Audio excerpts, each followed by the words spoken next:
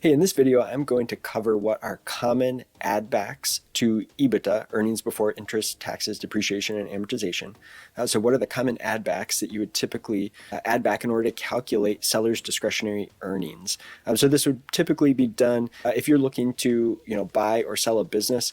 You would take the net income or the EBITDA of the business, and then you'd have certain add backs that could increase the seller's discretionary earnings. And so I'm going to use our SDE or Seller Discretionary Earnings Calculator template to kind of show you how this works, what typical add backs might be, and then how that impacts ultimately the SDE and the valuation of the business. So we have a SDE Calculator template. I'm going to put a link to that. It's free. So I'm going to put a link to that in the description of the video below, and you could be able to go grab that and use that for your own calculations. Now, just a little bit of background before I dive into the template.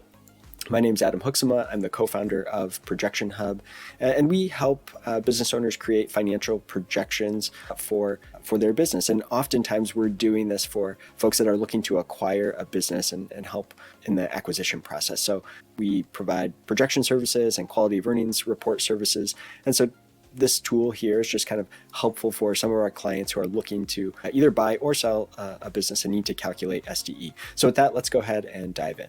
All right, so here is our Seller's Discretionary Earnings Calculator template, and what you'll see here is that you're going to start by entering in the seller's financials, so their revenue and their expenses, so you can enter in their expenses for up to the last 3 years, and you're going to end up with a net income here. Now, we have both included a section on adjustments, and I'll get into adjustments in a different video. In this video, we specifically want to focus on what are typical add backs to SDE. So the kind of 4 overarching categories we have here are owner's compensation. So this would be adding back salaries that have been paid to the owner. Now, just a little bit of a caveat here. Let's say what might often happen is you'll see the seller add their salary back the full amount. So let's say they took $100,000 out of the business as their salary and they add that all back.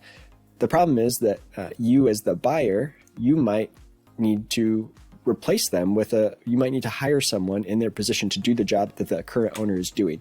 Maybe you need to pay them $75,000 to be able to do that job. And so you don't really want to add back the entire 100,000, right? You only want to add back 25,000. And so this is kind of a negotiation between the seller and the buyer to figure out, okay, how much are we actually going to add back here to come up with SDE? But you could, you can add, let's just as an example here, let's say we add back $100,000 to owner's compensation here, and we could do that. Let's say we do that for each year. So that is going to dramatically increase adjusted seller's discretionary earnings here. So we've got our net income, but now it is the net income plus this add back of the owner's compensation. Now, some other add backs you might have are personal expenses. Now, this is always kind of a strange one, maybe a red flag. Why is the business owner, spending out of the business or on the business's income statement? Why are there personal travel expenses? Maybe a little bit strange. So, keep that in mind. But if the seller says, "Yep, I've got a personal vehicle here that I build through the business, and we need to add back, $10,000 for the personal vehicle a year," that may happen here. There's also non-cash expenses. So this is a very common add back. It would be your depreciation or amortization. So if the business has depreciation, and we can look up here in the income statement, we'll see, okay, yep, they have $10,000 a year of depreciation. So we're going to come down here and we'll just grab that directly. So we'll just grab this and drag that across. So that is, again, going to increase our adjusted SDE by the depreciation amount. Now, there also might be one-time or exceptional costs. So let's say the business moved, and now they own the building, or maybe they're in a very long-term lease. So that was just a kind of one-time thing. And let's say it cost $25,000 to move. We could add that back here as well. We call this, moving costs. And so all of those things would increase the SDE. Now, the reason that's so important is because the valuation is often based on the SDE. And so if they may take a 3-year average, let's say, of the SDE here, and we can see that when you average these 3 years, it averages out to 146,000. You You can apply an industry multiple or earnings multiple to come up with that valuation.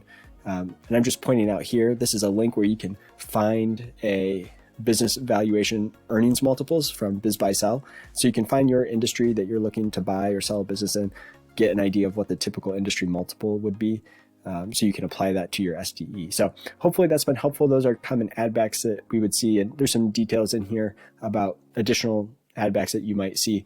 And again, remember, this can kind of be a negotiation between the buyer and the seller. And so that's something that you might do in a quality of earnings report, where you might really dig into, okay, as the buyer, I don't really like this add back. I don't want to include that. And that could be a negotiation.